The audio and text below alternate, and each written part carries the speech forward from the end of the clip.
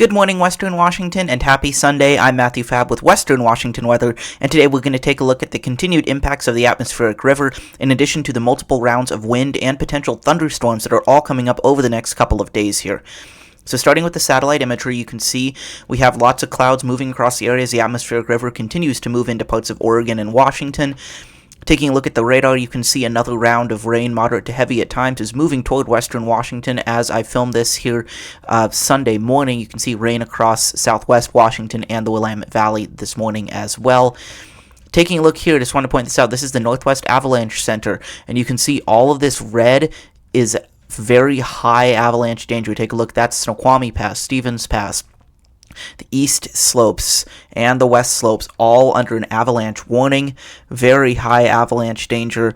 Backcountry terrain is very unsafe. You see, if you click on this here for Snoqualmie, it'll show you here a forecast. So you can see backcountry avalanche forecast.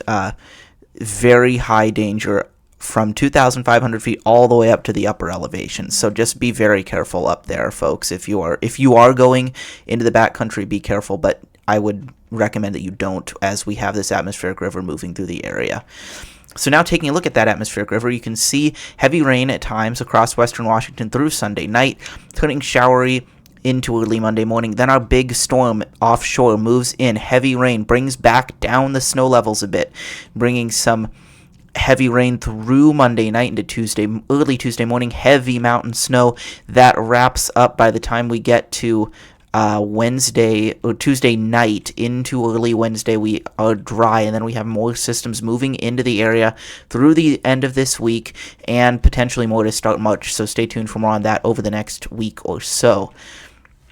Rain totals here, you can see the European model on the left, GFS model on the right, and we're looking at about an additional 1.5 to 2 inches across most of western Washington, a little bit less from Everett northward. You can see the coast likely getting another 2 inches, mountains getting another 3 or 4 inches. Rivers are already flooding, getting up toward action stage, which is bank full, and will continue there until Monday midday, and then rivers will start to come back down. Also wanted to point out here, if we take a look at the snow totals coming up, as we go through Tuesday, we're going to get some pretty heavy snow across some of the mountains. So you can see, I back this up to Monday morning, as that next system starts to move in, that big storm offshore, it's going to be a bit colder than the atmospheric river, and it's going to bring down those snow levels, and we're going to get some heavy snow in the Cascades through Tuesday there. So take a look at that. You can see 19 inches at Snoqualmie Pass, potentially up toward 30 inches at Stevens and White Passes, and that happens pretty quickly as we go from Monday into early Tuesday. So heads up if you are going to be crossing the passes, especially Monday and Tuesday there. We're also going to have some strong winds in the passes, so we could have some blowing snow at times. This could be a pretty interesting system to watch, and we'll definitely talk about it in depth in tomorrow morning's video, so stay tuned for more on that.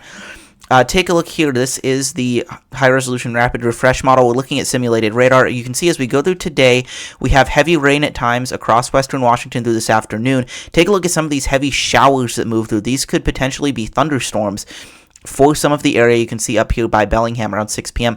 And then we dry out for the most part. We have some showers moving through. But as we go into early Monday morning, you can see that first band of rain with this incoming system moves in, and take a look at how much more snow is falling. Heavy rain starts to move into the Olympia area around 6 to 7 a.m., moves into the Seattle metro around 8 to 9 a.m., continues at times all the way through about 1 p.m., but then take a look at some of these heavy bands of showers moving onshore. These could be convective. They could be some thunderstorms in these. There could be some really strong gusts, 50-plus miles per hour potentially in some of these really strong bands. These bring really heavy snow. That's going to be some difficult conditions on the passes as some of those bands move through. In addition to being here in the lowlands, these bring a lot of rain in a very short amount of time, could have some urban flooding and stuff like that.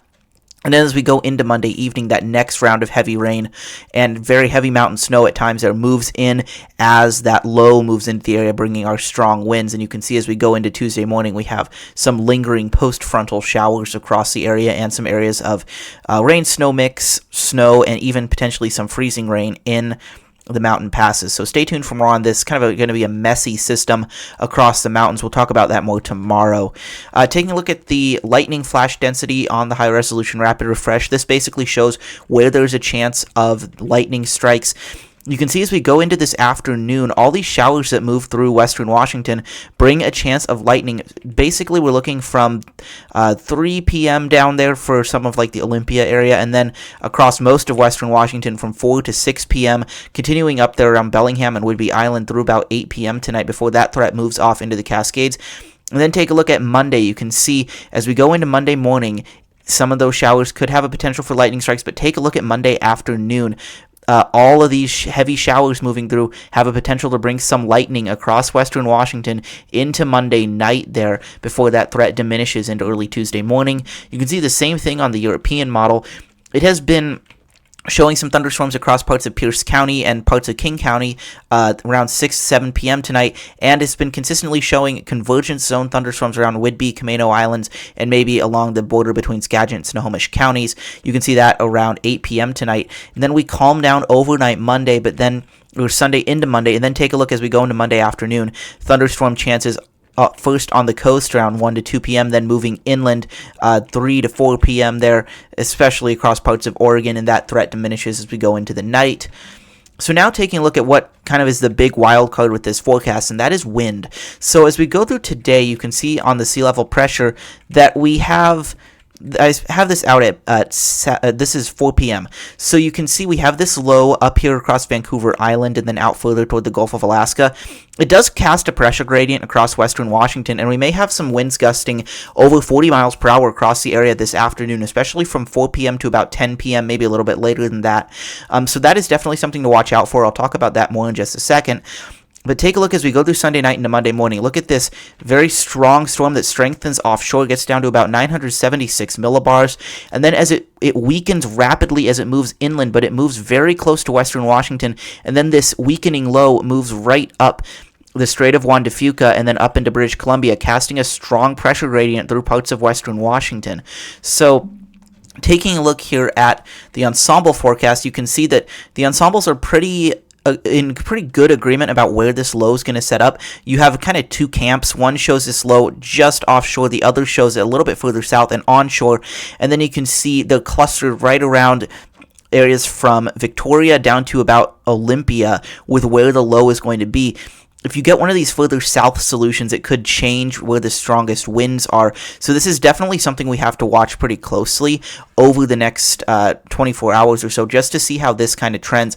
And it'll likely be a nowcasting situation where we're watching the low on satellite and on live surface analysis updates to see where that low pressure is, like watching the buoys and stuff like that record pressure and wind. So it's going to be a very interesting forecast for sure.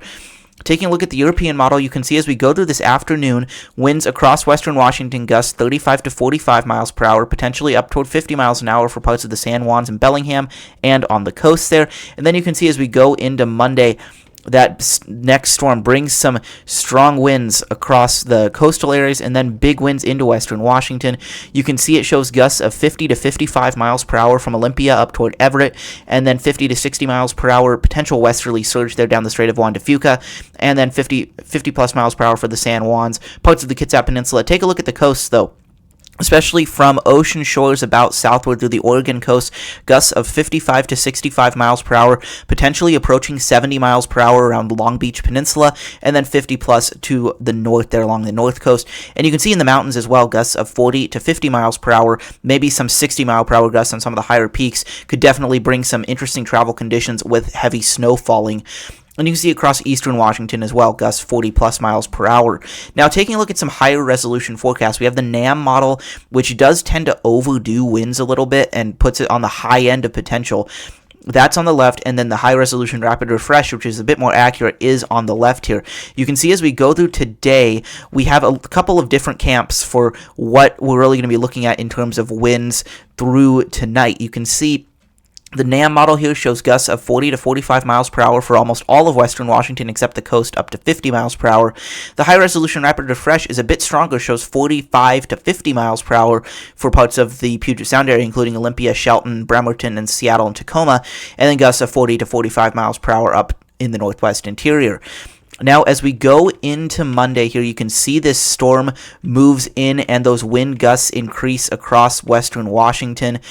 And we have a couple of different camps here. So this is where we're going to stop. This is peak winds through, that would be very early Tuesday morning. You can see the NAM model, which usually overdoes winds, shows 60 miles per hour across the Seattle metro area, likely way overdone, but these gusts of 55 to 65 miles per hour along the coast, maybe nearing 70 miles an hour for some of the beaches like Ocean Shores, Westport, and Long Beach, is not out of the question. So we do have to watch that pretty closely. Taking a look at the somewhat more accurate high-resolution rapid refresh model, it shows gusts of 45 to 55 miles per hour for the Seattle metro area, especially from Seattle southward, and then showing gusts of 50 to 60 miles per hour across parts of the Willamette Valley, including Portland and then down toward Vancouver, Washington as well.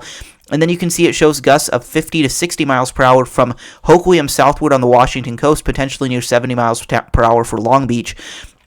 So there's a bit of a disagreement between these high-resolution forecasts on which one of these is kind of going to verify. I would kind of place my bets on the high-resolution rapid refresh, maybe less so of winds for Portland and a little bit more for the Seattle metro area, kind of closer to what the European is showing. European's probably going to be the most accurate with this, but we still have to wait and see. But the one thing to point out is that any winds gusting 50-plus miles per hour across the Seattle metro can cause tree damage and power outages at any time, but especially after we get 2 to 3 inches of rain in the preceding 48 hours, which causes the soils to be very saturated across the region, which can lead to more tree damage and thus more power outages. So that's definitely something to watch over the next couple runs of the forecast here, as we see each model run a few more times before the storm will get a little bit of a better idea of what the Monday night into Tuesday morning winds will be. And again, we are expecting those winds to peak from late Monday evening into early Tuesday morning. And don't forget as well about the round of winds today, especially from about 4 p.m. to 10 p.m. here Sunday. So watch out for that across the region as well. We could have a few power outages and some tree damage with that.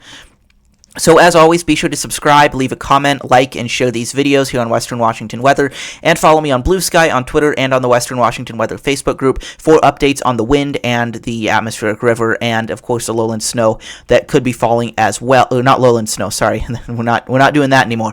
Mountain snow that will be falling as we have the heavy rain in the lowlands on Monday. So thank you all very much for watching, and I will talk to you all tomorrow.